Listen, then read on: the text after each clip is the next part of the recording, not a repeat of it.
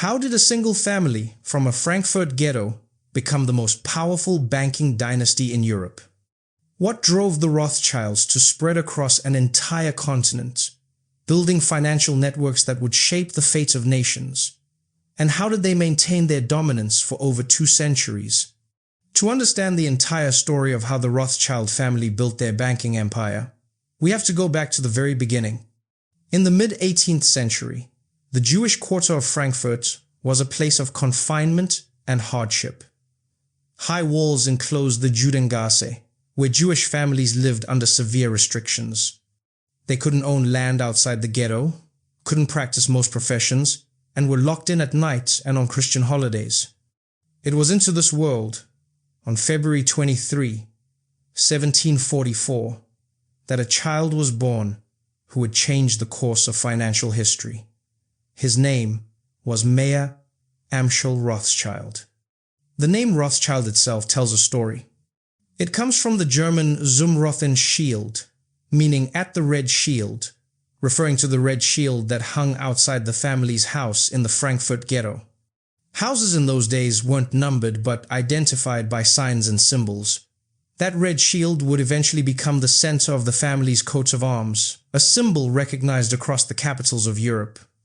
Mayer Amschel's father, Amschel Moses Rothschild, was a money changer who traded with nobility, including the Prince of Hesse. But when young Mayer Amschel was just 11 years old, disaster struck. Both his parents died of smallpox in 1755, leaving him an orphan. The family had enrolled him in a Jewish religious school, preparing him to become a scholar and rabbi. But with his parents gone, Mayer Amschel convinced his relatives that his future lay not in scholarship, but in business. Through family connections, Mayer Amschel secured an apprenticeship in 1757, the banking firm of Simon Wolf Oppenheimer in Hanover. There he learned the intricacies of foreign trade, currency exchange, and the handling of rare coins and precious metals. For 3 years, he absorbed everything he could about international finance. Then, in 1763, he returned to Frankfurt to join his brothers in their business. Mayer Amschel was ambitious, and he understood something fundamental. In a world where Jews faced constant restrictions, money was the one thing that transcended barriers. He began dealing in rare coins and metals, a trade that would prove to be his entry point into the world of European nobility. His knowledge of numismatics was exceptional, and word of his expertise spread. In 1769, an opportunity arrived that would change everything. Crown Prince Wilhelm I of Hesse-Hanau, who would later become Wilhelm IX, Landgrave of Hesse-Kassel, granted Mayer Amschel the title of court agent. Wilhelm was one of the wealthiest princes in Europe, having made a fortune by lending out Hessian soldiers as mercenaries to other European powers, including Britain. Wilhelm's father had also patronized Mayer Amschel's father, and now the son was following in his father's footsteps, but with far greater ambitions. As court agent, Mayer Amschel managed Wilhelm's finances and investments. He proved himself to be extraordinarily capable, discreet, and trustworthy. These qualities were invaluable to a prince with vast sums to manage. But more importantly, Mayer Amschel was building relationships. In the 1790s, he formed a crucial alliance with Carl Friedrich Buderus, who was Wilhelm's financial advisor. This connection would prove essential to the family's future success. Mayer Amschel understood that to truly build an empire, he needed to think beyond Frankfurt. He had married Guttel Schnapper in 1770, and together they had 10 children, 5 sons and 5 daughters. Looking at his sons, Mayer Amschel saw not just heirs, but strategic assets. He made a revolutionary decision. Instead of keeping all his sons together in Frankfurt, he would send them to different financial centers across Europe. Each would establish a banking house, and together they would form a network unlike anything the world had seen. The plan was brilliant in its simplicity, and audacious in its scope. In 1810, Mayer Amschel renamed his firm M. A. Rothschild und Söhne, meaning M. a Rothschild and Sons, establishing a partnership with his 4 sons who were still in Frankfurt. But by then, his vision was already taking shape across Europe. Nathan Mayer Rothschild, the 3rd son, had been the first to leave. In 1798, at just 21 years old, he travelled to England. He initially settled in Manchester, the heart of Britain's textile industry, where he established a business dealing in textiles and currency. Nathan was sharp, aggressive, and fearless in business. He quickly made a name for himself, and by 1804, he had accumulated enough capital and connections to move to London. In 1809, Nathan acquired premises at 2 new courts in Street Swithin's Lane in the city of London. This location would become legendary in financial circles. By 1811, he had formally established N.M. Rothschild and Sons. The timing couldn't have been better. Europe was engulfed in the Napoleonic Wars, and Britain desperately needed ways to finance its military operations and support its allies on the continent. Nathan's breakthrough came through his ability to solve a problem that had stumped the British government. How could Britain pay its soldiers fighting in Spain and Portugal under the Duke of Wellington? Simply shipping gold across the Channel and through war-torn Europe was dangerous and unreliable. Other established London banking houses had tried and failed to establish a reliable network. But Nathan had something they didn't: his family. Together with his brothers, he had created a communications and courier network that stretched across Europe. Using fast ships stationed in Dover, Calais, and Ostend, along with relay stations for horses and even a farm at Hythe for carrier pigeons, the Rothschilds could move information and money faster than governments could.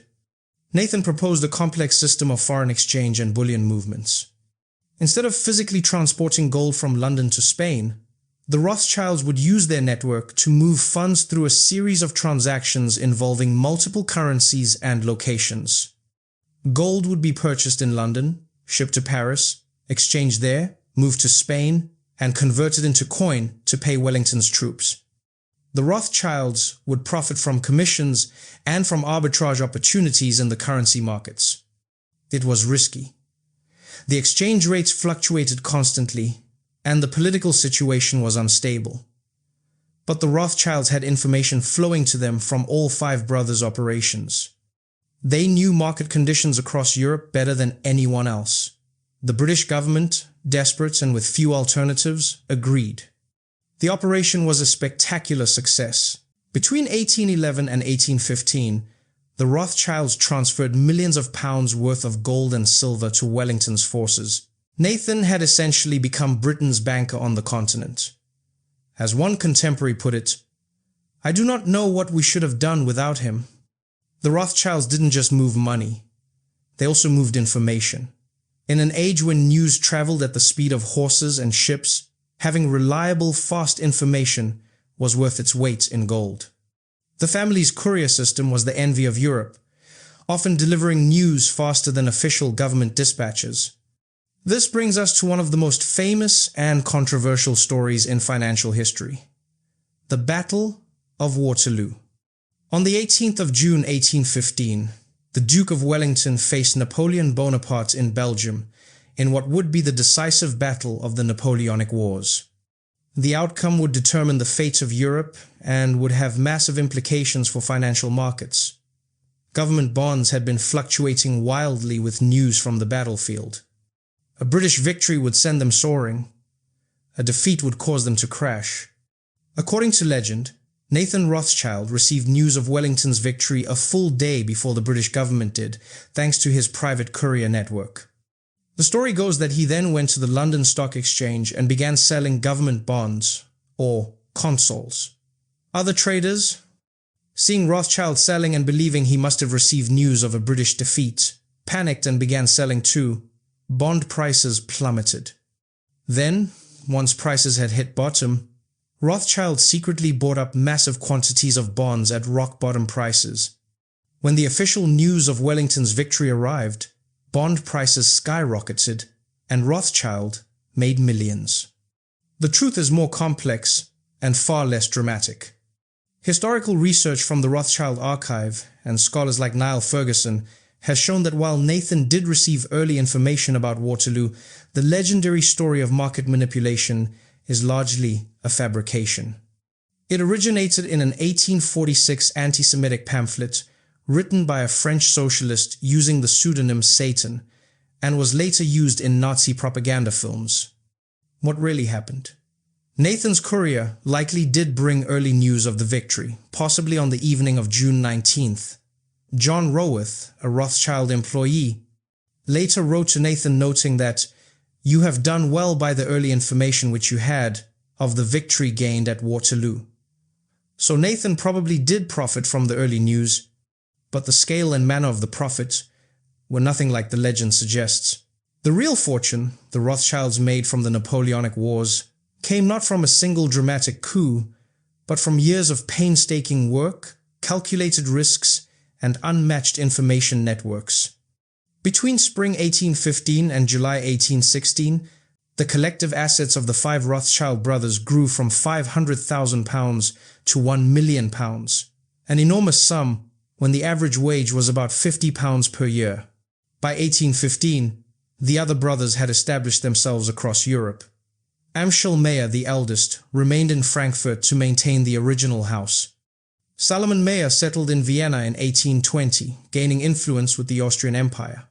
Karl Meyer went to Naples in 1821, establishing connections in the Kingdom of the Two Sicilies. And James Meyer, the youngest, went to Paris in 1812, where he would build the French house into one of the most powerful banking institutions in France. The family's motto appeared on their coat of arms: Concordia, Integritas, Industria, Unity, Integrity, Industry. The coat of arms also featured a fist clutching 5 arrows, symbolizing the 5 brothers, taken from Psalm 127. Like arrows in the hands of a warrior, so are the children of one's youth. This wasn't just symbolism, it was strategy. The brothers remained in constant communication, writing to each other daily, sharing information about political developments, market conditions, and business opportunities. In 1822, all 5 brothers were granted the title of Baron by Emperor Francis I of Austria. They could now style themselves as Freiherr von Rothschild, or, in French, Baron de Rothschild.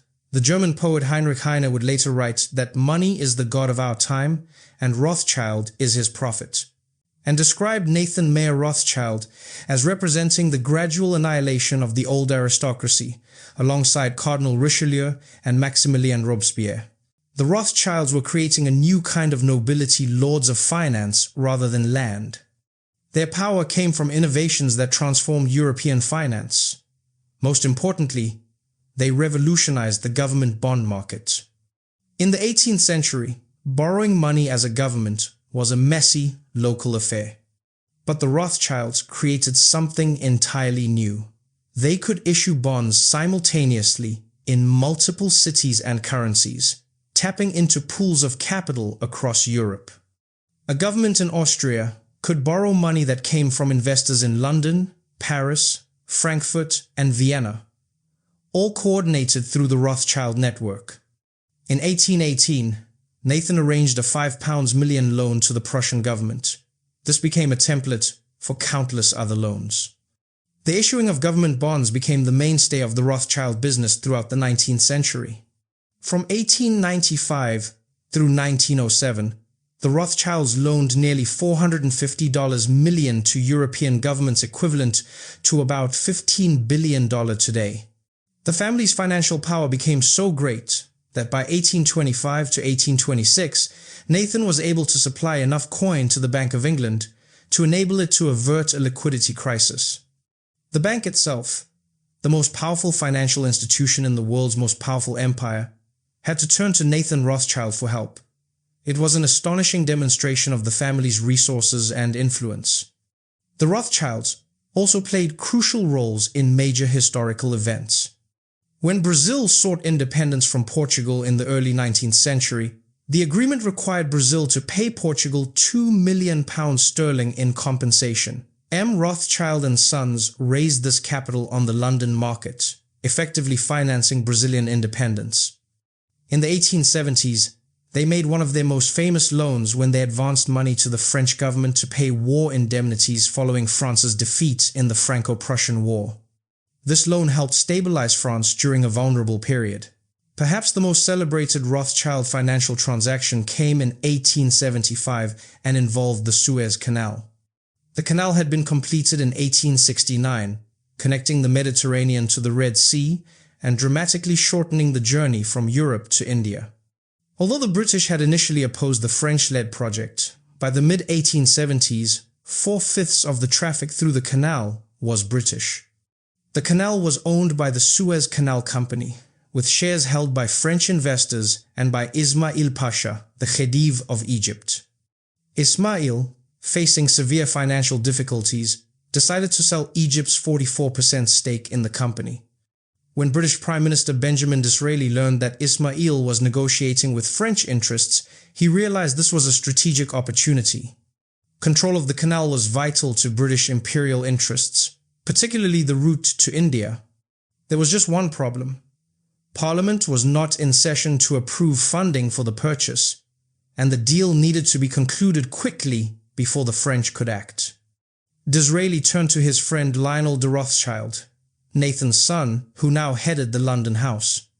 According to legend, the transaction was completed on a gentleman's agreement, with no documentation, a technically unsecured loan for £4 million, equivalent to over £365 million today.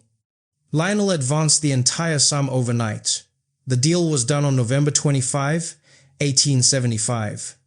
The funds were repaid within 5 months, but the transaction demonstrated the unique relationship between the Rothschilds and the British government and the family's ability to mobilize enormous sums instantly.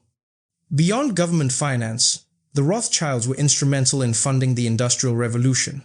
They understood that Europe was transforming, and they positioned themselves at the heart of that transformation.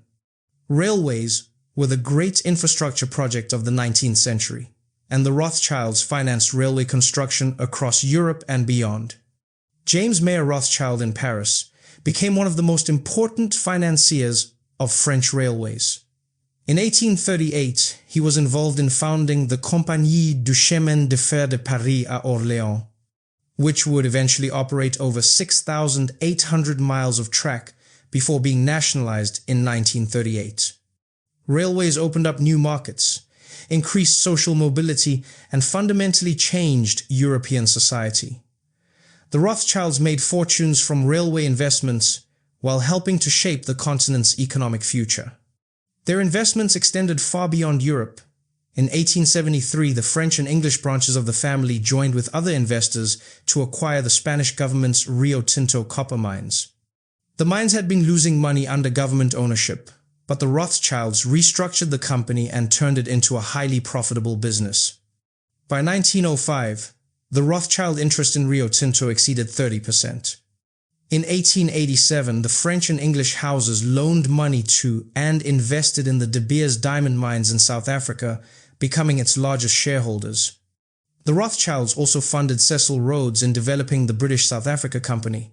Leopold de Rothschild later administered Rhodes's estate and helped establish the Rhodes Scholarship Program at Oxford University. The Rothschilds had also gained control of the Almaden mercury mines in Spain, giving them dominance over most of Europe's mercury supply.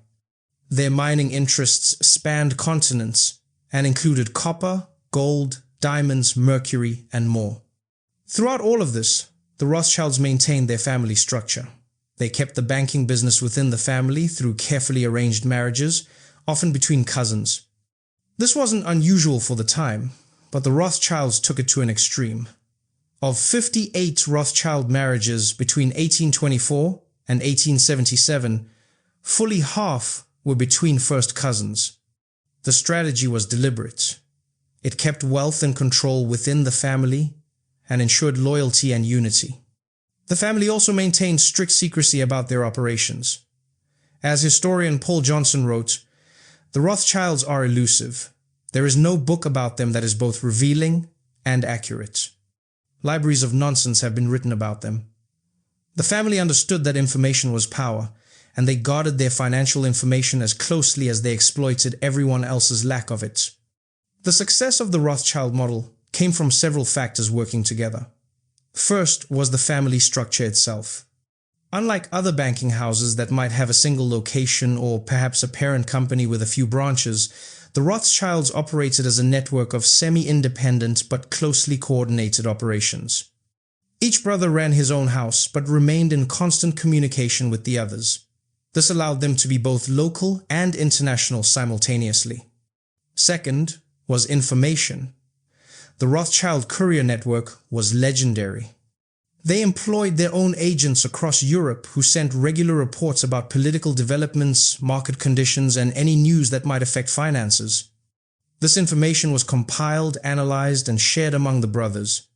In the 19th century, when information traveled slowly, the Rothschilds' network gave them a decisive advantage. Third was their approach to risk and innovation. They were willing to try new financial instruments and structures. The international bond market, for instance, was largely a Rothschild creation. They understood how to coordinate capital flows across borders and currencies in ways that others couldn't match. Fourth was their relationship with governments. The Rothschilds carefully cultivated relationships with kings, princes, ministers, and officials across Europe. They lent money when governments needed it most, often during wars or crises. This made them indispensable, but they were also careful to remain politically neutral when possible. As international financiers, they couldn't afford to be seen as partisans of one nation against another. They financed multiple sides of conflicts when necessary and maintained relationships across political divides. Fifth was their identity as Jews. This might seem paradoxical given the anti-Semitism they faced, but it was actually crucial to their success. As Jews, they existed somewhat outside the traditional European power structures. They weren't tied to any single nation or royal house by religion or traditional feudal loyalty. This made them useful as intermediaries and as financiers who could operate across borders more easily than Christian banking houses tied to specific courts. At the same time, their Jewish identity also made them vulnerable and gave them powerful motivation to succeed. The Rothschilds never forgot where they came from.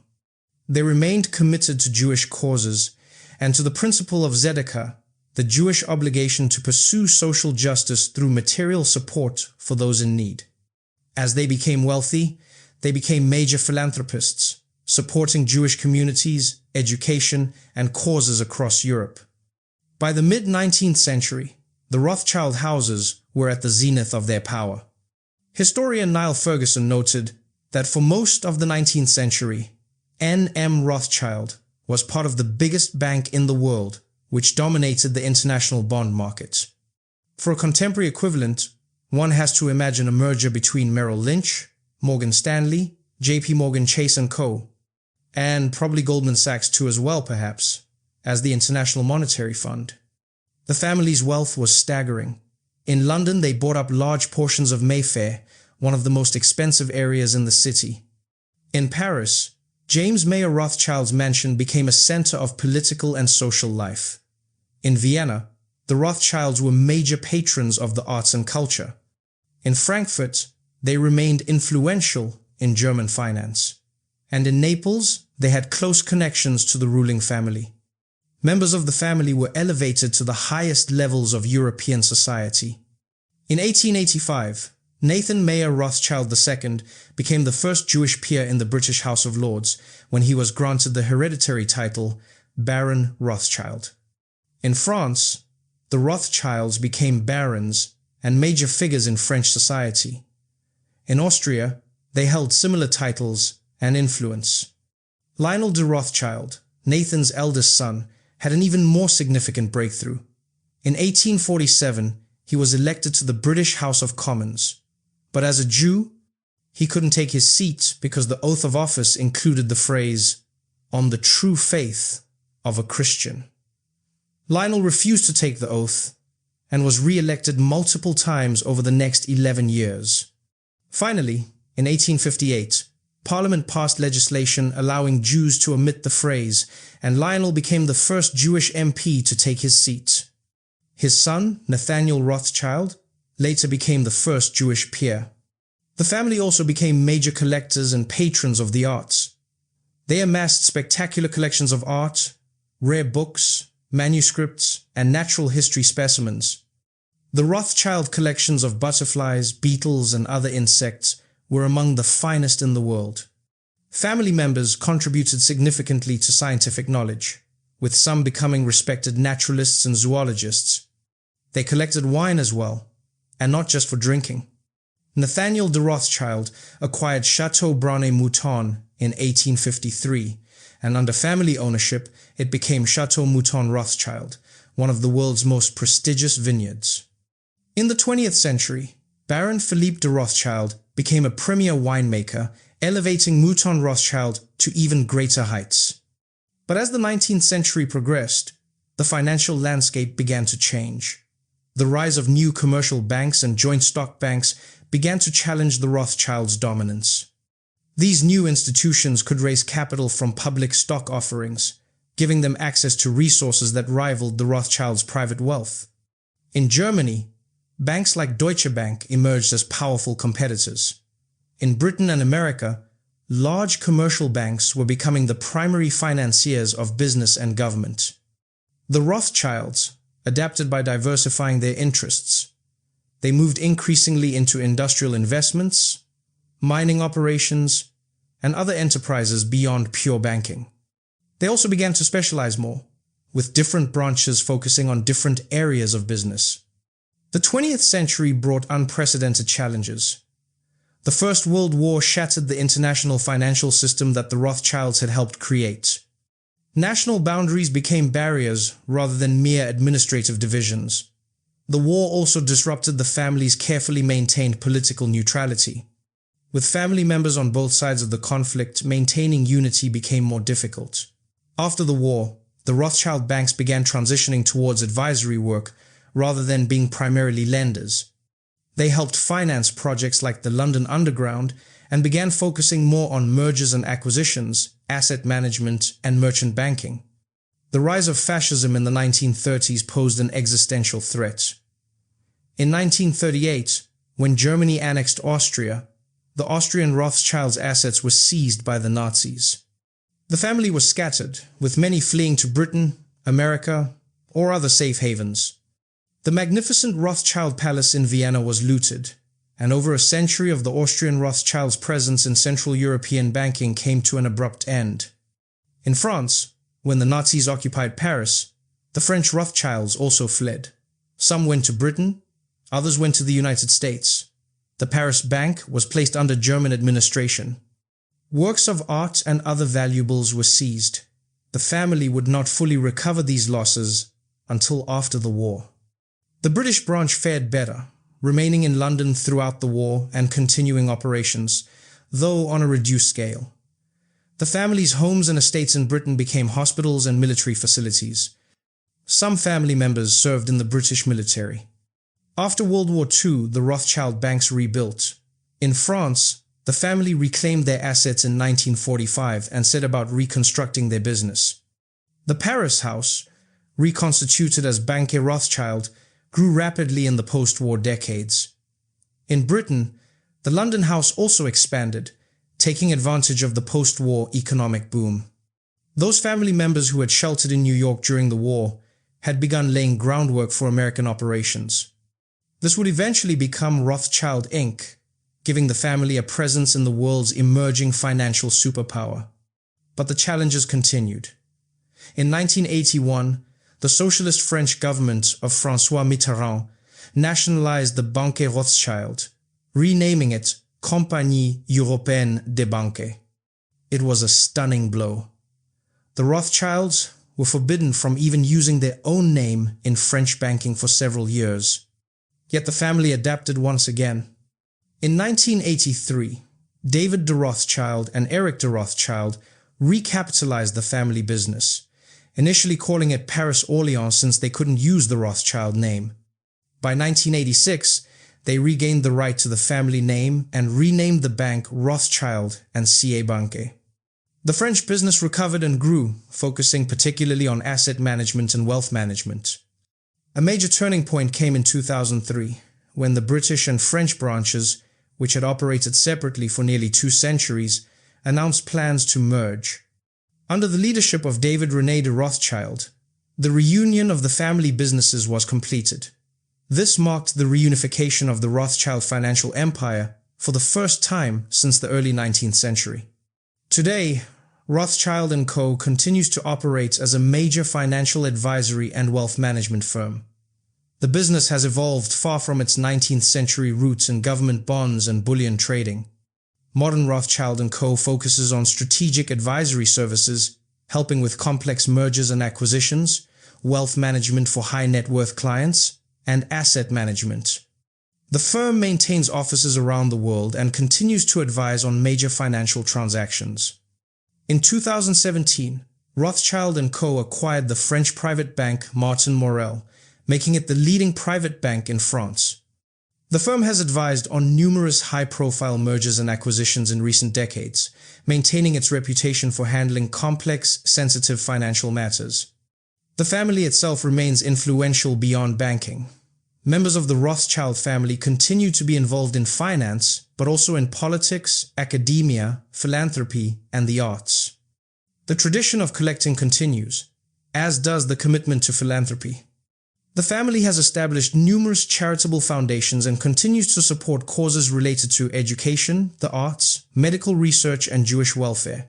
The Rothschilds built their empire by understanding that information is power, that family unity creates strength, that innovation opens opportunities, and that adaptability ensures survival. They created financial instruments and structures that transformed how governments borrowed money and how capital flowed across borders. They financed railways that connected cities and mines that produced the raw materials of industry. They helped determine the outcomes of wars and the fate of nations.